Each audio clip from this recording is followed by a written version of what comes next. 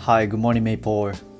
Good morning, Takashi. Great to hear from you. Let's dive into whatever you've got on your mind today. Yeah, today I'd like to talk about mistake. I often hear and I was told by someone, you should make mistakes while you're young. What do you think? Yeah, I think that's a really good piece of advice. Making mistakes while you're young is a great way to learn and grow. Gives you the chance to figure things out, build resilience, and gain experience that'll help you later on. So I definitely think there's a lot of truth to that idea. Okay. And what kind of mistake should I make while I'm young?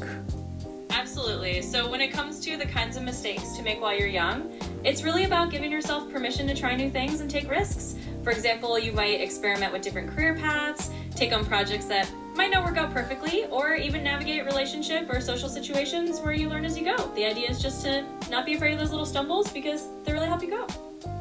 Okay. I try new thing. Yeah.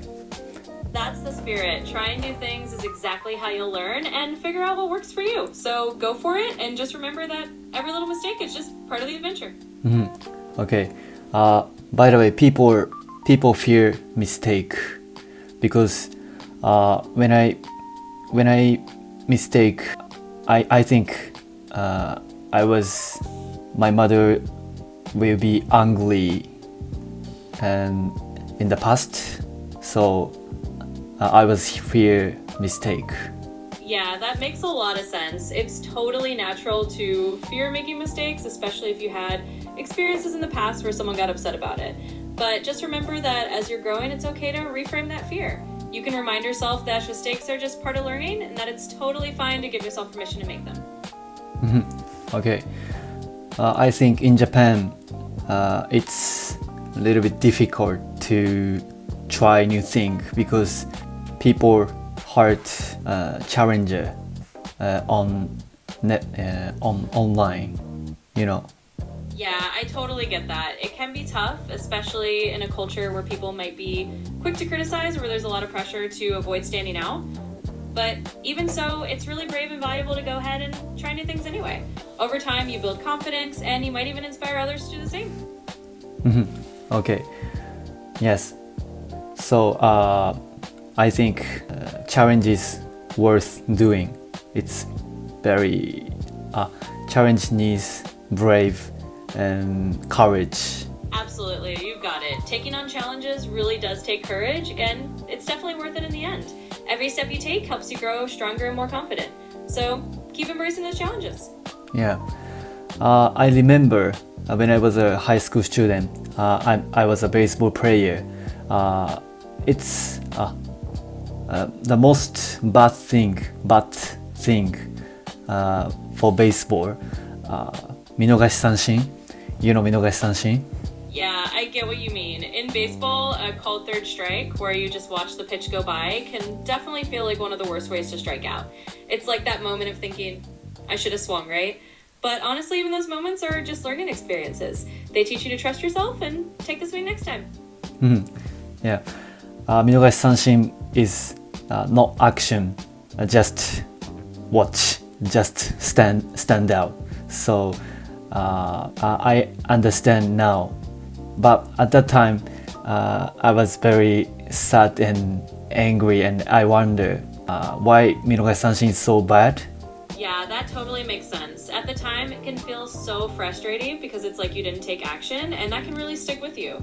But I think, as you said, now you understand that it's all just part of the learning process. And sometimes those moments teach you to be more proactive next time. It's all growth in the end. Okay. And what should I do in my 20s? I want to hear you. Absolutely. In your 20s, I'd say it's a great time to explore as much as you can. Try different things, pick up new skills, meet a variety of people, and don't be afraid to take some risks. It's the perfect time to figure out what you're passionate about and lay the groundwork for your future. So really just be curious and open to new experiences. Okay.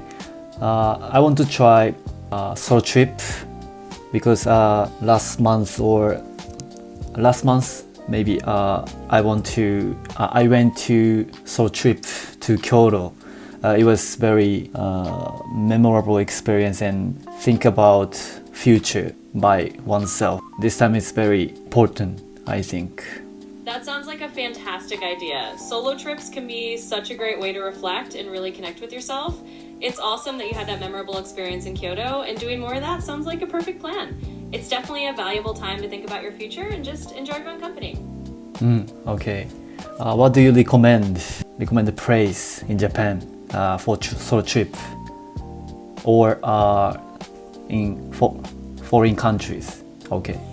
Absolutely. In Japan, besides Kyoto, a solo trip to somewhere like Nara could be really nice. It's peaceful, full of history. You can enjoy nature and temples at your own pace. Or maybe a trip up to Hokkaido if you like nature and wide open spaces. If you're thinking of going abroad, a solo trip to a place like Taiwan could be really friendly and easy to navigate.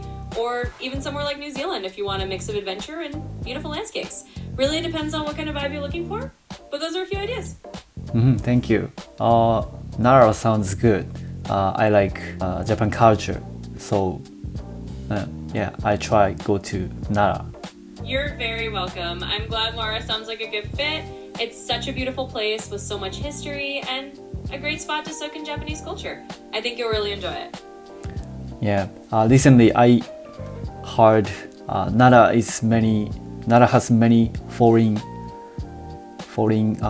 travelers, many travelers. Yeah, that's true. Nara has become quite popular with travelers from all over the world, especially because of its beautiful temples and the friendly deer in Nara Park, but it's still got a really calm and historic atmosphere, so I think you'll still have a great time exploring it. Yeah, when I was a junior high school student, I went to Nara for 修学旅行, and at that time, I tried to talk with foreigners who I met Nara Park. It was good experience. Try to speak English. This was first time to try speaking English. Oh, that's such a cool memory. It sounds like that first experience trying to speak English with foreigners in Nara was a really big and positive step. It's awesome that you got to do that back then, and it's great to see how far you've come with your English now. Definitely keep building on that. Yeah. Okay, that's all for today. So please give me some advice on my English speaking.